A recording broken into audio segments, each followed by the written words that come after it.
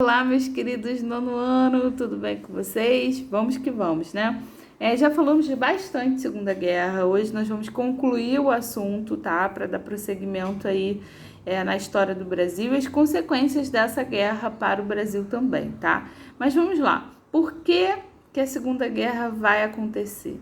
A Segunda Guerra vai acontecer por conta de problemas que não foram resolvidos na Primeira Guerra, tá? Existem até historiadores que dizem que, na verdade, não aconteceu uma Primeira e uma Segunda Guerra, foi uma coisa só, tá? Uma grande guerra, porque a consequência da Primeira Guerra foi a Segunda, tá? Por quê? A Primeira Guerra Mundial termina com o famigerado Tratado de Versalhes, que culpabilizava praticamente e unicamente a Alemanha sobre a guerra, né? E aí o que vai acontecer? A Alemanha sai da Primeira Guerra Mundial destruída economicamente, perde territórios, sai assim com um tratado super vexatório, tá?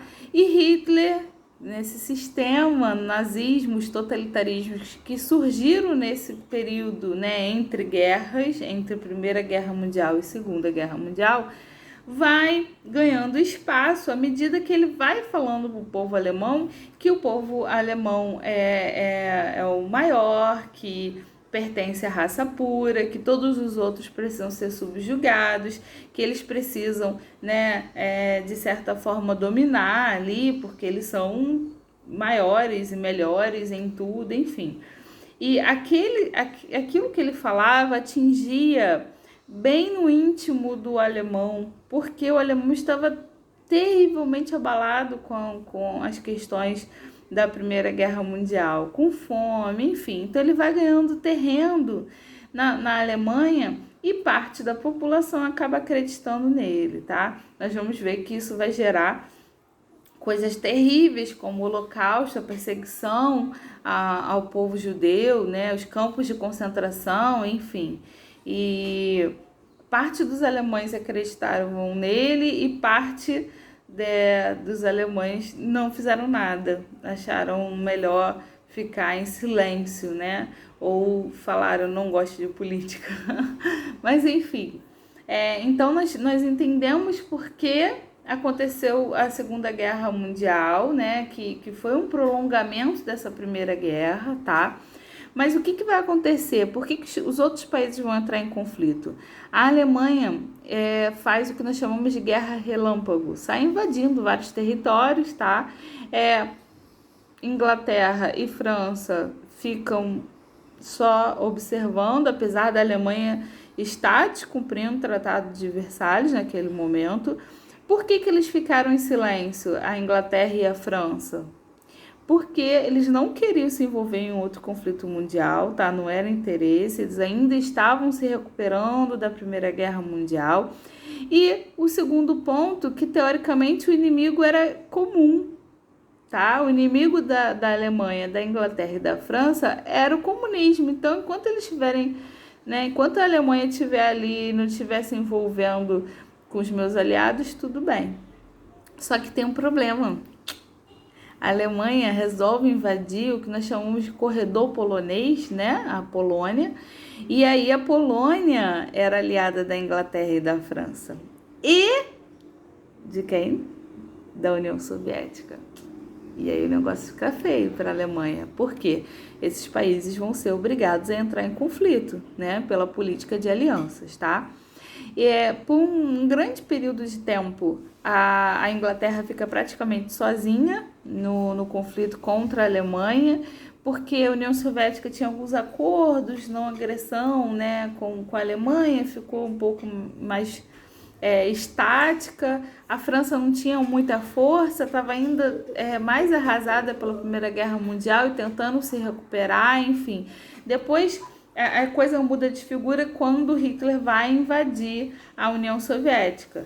Hitler invade a União Soviética, depois ele vai invadir parte da França e aí esses dois países precisam arregaçar as mangas, tá? E a Inglaterra deixa de ficar sozinha, depois os Estados Unidos entram no conflito, e aí vai ser aquele massacre, né? de um lado União Soviética, do outro, né, começa aqui pelo norte da África, enfim, depois desse lado aqui do ocidental, os Estados Unidos, e a Inglaterra por cima vai acabar espremendo a Alemanha e a Itália, tá? Lembrando que enquanto isso o Japão tá arrasando a Ásia, tá? Tá fazendo e acontecendo lá, ok? Mas enfim, já falamos do Holocausto, que é terrivelmente triste. A gente precisa sim colocar o dedo na ferida para que não aconteça mais, sabe, racismo, enfim, nada que lembre esse tipo de coisa, porque é muito cruel, tá? Nós temos dados aí de mais ou menos 6 milhões de judeus mortos na Segunda Guerra Mundial nos campos de concentração.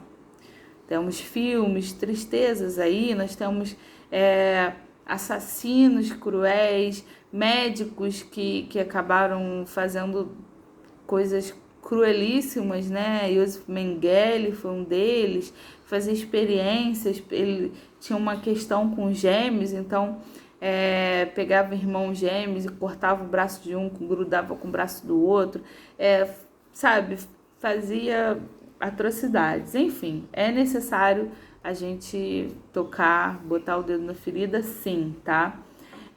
Enfim, mas esse auge do eixo ali da Alemanha e da Itália não vai durar tanto por conta, né, desses erros de Hitler, vamos dizer assim, de ter invadido a União Soviética, de ter pego um pedaço da França, enfim, de ter cutucado os Estados Unidos com vara curta, e aí as coisas vão se ajeitando aí para aliança, tá bom, galera?